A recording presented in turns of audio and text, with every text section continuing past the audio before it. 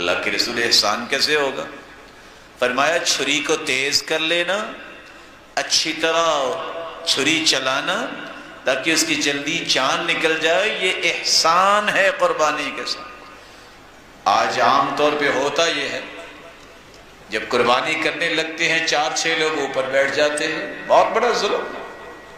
آپ اس کو اچھی طرح باندھو، اتنے کو لوگ اس کی رسی کو پکڑ لیں، سنبھال لیں جو سنبھال سکتے ہیں۔ جب چھری اچھے طریقے سے آپ پھیر لیتے ہیں اور اس کی شہرت کٹ جاتی ہے، الودجین جو گلینڈز ہے اس کی دائیں طرف اور بائیں طرف یہ کٹ جاتی ہے، تو پھر تھوڑا سا اس کو سکون دو تاکہ اس کی جلدی روح نکل جائے۔ اگر آپ دباتے رہیں گے اس کی جلدی جان نہیں نکلتی۔